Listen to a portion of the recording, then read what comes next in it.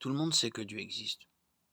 Dieu a manifesté sa réalité car les perfections invisibles de Dieu, sa puissance éternelle et sa divinité se voient comme à l'œil nu depuis la création du monde, quand on les considère dans ses ouvrages.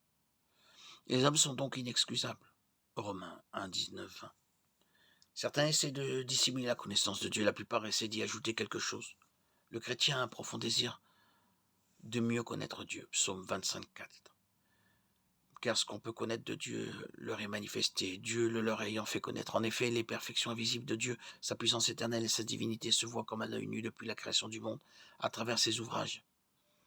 Romains 1, 19, 20. Dans Jean 3, nous lisons l'histoire d'un homme qui voulait clairement mieux connaître Dieu et qui s'est mis à étudier plus que la plupart des choses de Dieu. Il s'appelait Nicodème et il était pharisien, un chef des Juifs. Ce Nicodème savait que Jésus était venu de Dieu et il était vraiment curieux d'en savoir plus sur Jésus. Jésus lui expliqua patiemment comment il devait naître de nouveau. Pour mieux connaître Dieu, Nicodème s'était adressé à la bonne personne.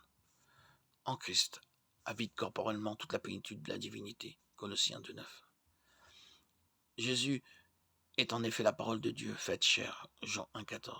Jésus a révélé Dieu par ses paroles et ses œuvres. Il a même dit que nul ne vient au Père que par lui. Si vous voulez savoir qui est Dieu, regardez Jésus. Nous devons donc commencer par la foi. La première étape pour mieux connaître Dieu est de connaître Jésus-Christ, qui a été envoyé par Dieu. Jean 6, 38, Jean 14, 6. Une fois que nous sommes nés de nouveau par la puissance de Saint-Esprit, nous pouvons vraiment commencer à apprendre à connaître Dieu, son caractère et sa volonté. L'Esprit sonde tout, même les profondeurs de Dieu. 1 Corinthiens 2, 10.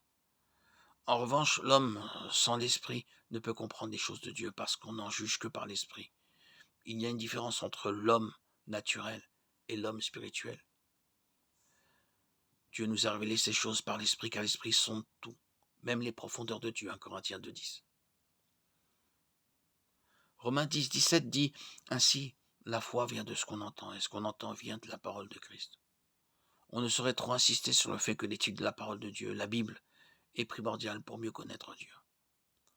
Nous devons donc désirer, comme des enfants nouveau-nés, le lait spirituel et pur, afin que par lui nous croissions pour le salut, après avoir goûté que le Seigneur est bon. 1 Pierre 2, 2, 3.